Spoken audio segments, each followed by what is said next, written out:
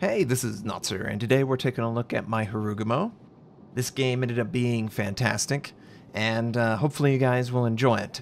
I'm going to talk through my build, because it is unique, and showcase this game. Hopefully you guys will enjoy.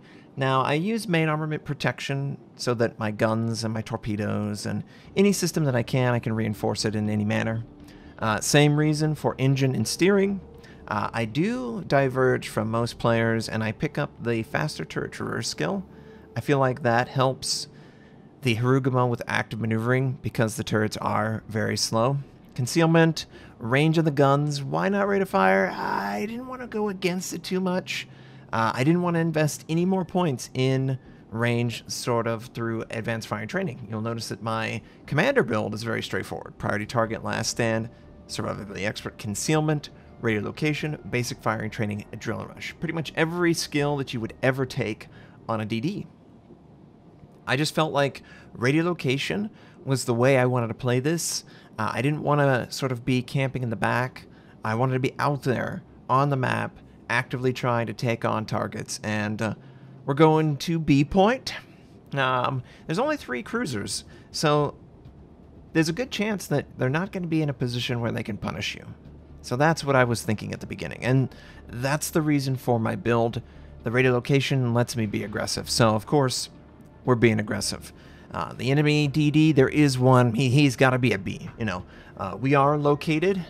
Nobody else is closer to this target than I am, and someone is contesting B point. So it stands to reason that the enemy DD, who is contesting B, is also the source of radio location. Now, what could we do in this position? Well, I did want to do a check. I didn't want any funny business from some Soviet cruisers or anything that's too close. And if there was a radar or something like that, can I get out? We are actively scanning, looking for potential targets to engage. I don't really want to commit to using my smoke radar. You'll notice that I have a friendly in Rootin' Tootin' Vladimir Putin in his Salem. He's close, he's got radar, he's not hydro. But I don't want to rely on a smoke hydro, or sorry, a smoke radar kill just yet.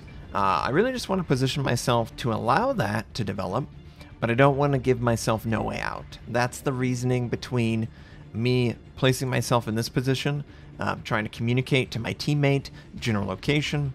Wouldn't it be great if you could sort of mark the area in the water that you feel like the target is? That would be great. Either way, I sort of look off because I do see on the map the Yamato is committing forward, and I want to try and punish that. Now, you'll notice that the lead indicated by the torpedoes does suggest that the Yamato, if going full speed, will actually sail past my torpedo send. I was expecting that the Yamato might have to pause half a second or feel some indecisiveness because he is going into my team. We're trying to work off of the strong flank of the enemy while also supporting the weak flank of the enemy by sending that torp there. Support my team against the weak flank of the enemy. Teammate uses radar. We are communicating in comms to discuss it. We're trying to flush him out in a way that we can take advantage of it. I decide to pop my smoke, and I'm using my C key to cycle the vision position. You can have your binoculars over any of your guns. You can actually do this for your torpedoes, but I don't know why you would do that. But for your guns, you can absolutely change your point of view, and that helps with firing around islands, as we just showcased. And notice the torp hits. I didn't even have time. We had torp hits on the target. He is dealing with radar. My teammate is calling out radar on comms, and yes, it did end. But I have enough shells. I think I can just blind fire. Now, at this point, I recommend that you try to sequential fire rather than to double click.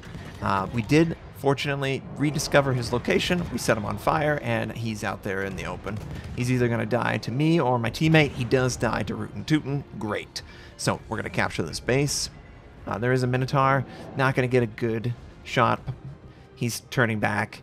There's no way for me to really engage him. So we move on to our next target. And that's how you should operate in your normal games as a Harugumo. Honestly, the priority is always DDs, then cruisers, then battleships. Those battleships unless they're under fire, they're going to take a while to kill. A DD is much easier to kill short, and obvious reasons it's her counterpart.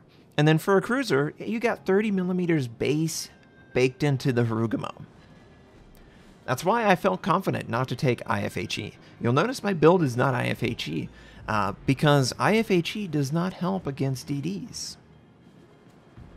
It only helps against engaging battleships and cruisers. In a weird way, it works that way. You know, I have plenty of penetration. The 21 millimeter that used to be an issue, and then they obviously buffed the pen back in testing phase. But there's no DD that I'm going to have problems engaging. So that's why I felt confident ignoring IFHE. I can always locate my shells on the superstructure and get fires. But my main priority is sort of countering what I'm best against. And I think that for as easy as this is, this takes a while. You know, I wouldn't say that I'm really good at killing a target quickly with small little shells. Eventually the target will die. My shells are much more effective at killing DDs in a short amount of time. So as we work through that one DD in the center, you'll notice my team's starting to lose some of the advantages that we once had. We're down 2 ships, 2 battleships actually. That's a big deal. Now we are working on this Yamato, and I feel pretty confident firing at max range that no one's in range to engage me. It's okay to fire your gun, DDs, when you're this far away from the next closest target. And it honestly helps your teammates because it distracts a target. Maybe they decide to engage you. Maybe just you signaling your existence, it creates a different dynamic in them. Whatever the case may be, it's adding something to the game that is more than you just sitting in smoke and not ever being spotted. Now, if I wasn't confident that the enemy does not have line of sight, of course, you don't want to be this brazen. But because I know they're on the other side of the island, and any enemy that might be in range, they're too far away to even consider me a target. This is a technique that I've tried to develop more and more as I get more comfortable with every map. There's always an angle that you can sort of eliminate targets through manual controlling the island and the line of sight blockers, and that's a really great technique for engaging. So we're just, you know, helping my teammate. I asked if he wanted smoke. In this instance, he did. Not every time using smoke is a good call. I can promise you that the days are long gone where just smoke firing is a thing because there's so much radar. But in this instance, we know where the radar ships could be. We know where all the threats are. We're good. So friendly rootin', he's going to burn him down. That's good. We do know that there is at least one DD that was last spotted up near C Point. I'm just looking off, confirming that he's going to kill. You love the AP from a random shot, you know, trying to get that kill. I'm hoping Rootin gets it. But we got to go into enemy DD territory. And if I had IFHE, I couldn't do this as efficiently. I couldn't spec into radiolocation, concealment, IFHE without giving up a lot. I do have radiolocation, and it is drawing me right to this target. I'm basically full life. I don't expect this to be a difficult engagement. The only difficulty could be if the 2 DDs meet up and we find the Holland. Very, very, very bad position for him. The Holland cannot actually fire forward. It has to be slightly angled, and when you slightly angle, well, you're going to show everything to me. And with HE, I want to spread it out. I'm trying to eliminate his possible torpedo threat, and Rootin gets the kill there, and we got to head quickly around these torpedoes. They're very quick, but we're safe. That was a little hairy there at the end. A little closer than I would like it to be. Shots incoming from the other side of the map, but no big deal because they're so far away. We're trying to bring this back. There is something else here, and the other DD.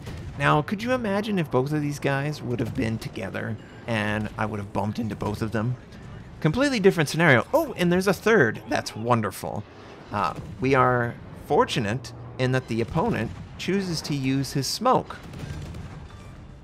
Well, I can guarantee you that the Harugumo has such high rate of fire that you can just blind fire like some sort of Smolensk into smoke and eventually find the target. So I don't necessarily miss the other longer range, more passive build. I have yet to use the unique upgrade. I am trying my best to try and unlock them. I am sure there's some of you who are very curious about that as well. But I like the build and how it's worked out. I've had multiple really great games, and clearly this game is another great one. We're going to try and capture this base. There is an enemy, Borgon. He is around this island. I did send my torpedo send. We could choose to use our torpedo reload booster, but I don't really feel that's quite necessary, not only because I am sending my torps, but there's so many people that could help me against them. I don't think he's going to be a problem.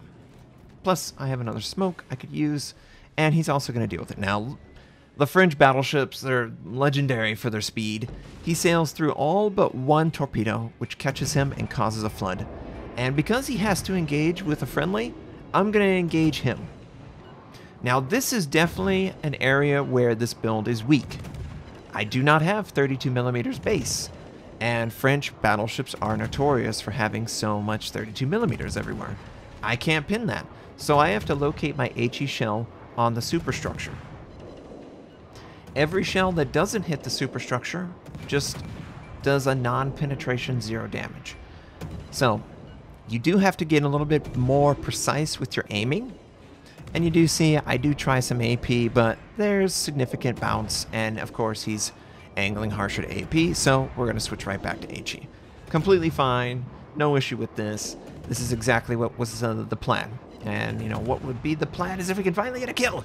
Finally, we get one of the many kills that have been right in front of us and other teammates are taken. But we've got 2 kills. Ruten's got 3, and I know 2 of those kills were low-health targets that we were primarily spotting and killing. But it took a lot to bring this back. It was not looking good for a moment. You know, those 2 DDs able to take C, if they would have possibly came in together with support from range, it could have been a different story. Maybe I should have paused a little bit more, but I felt pretty confident that the area that I engaged at the beginning of that sea engagement against the Holland was in my advantage.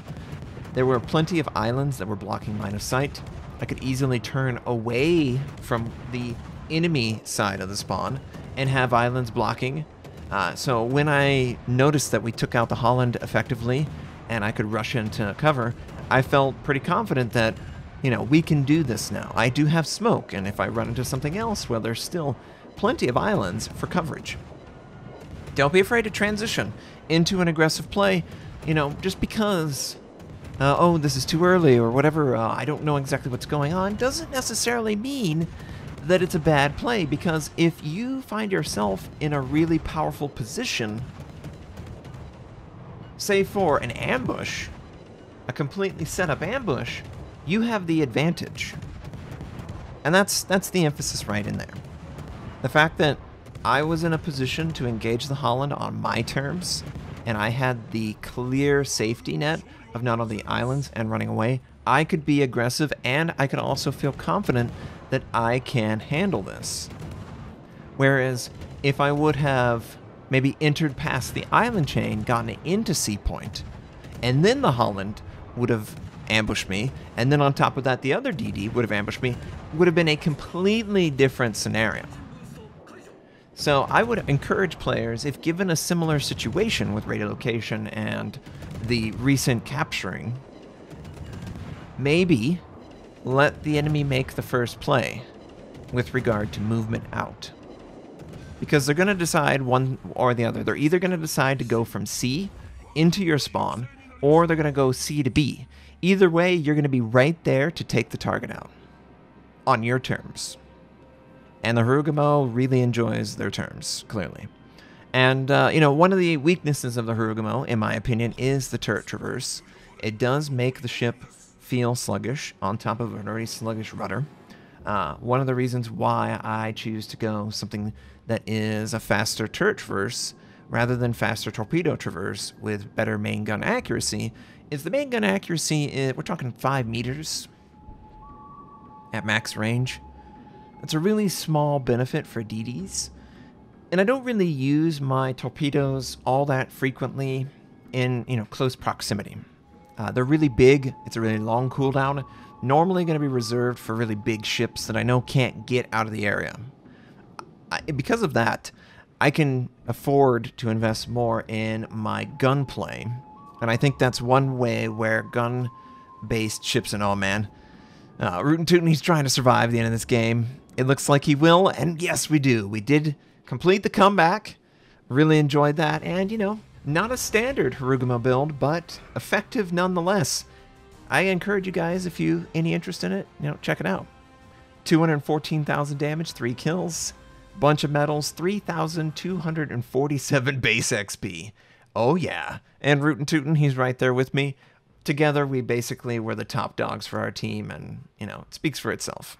Thanks for watching. If you'd like to check out more of my content, you can click the most recent or the most relevant uploads. You could also choose to subscribe to my channel. We do daily World of Warship videos, first impression, how-to, news, review related.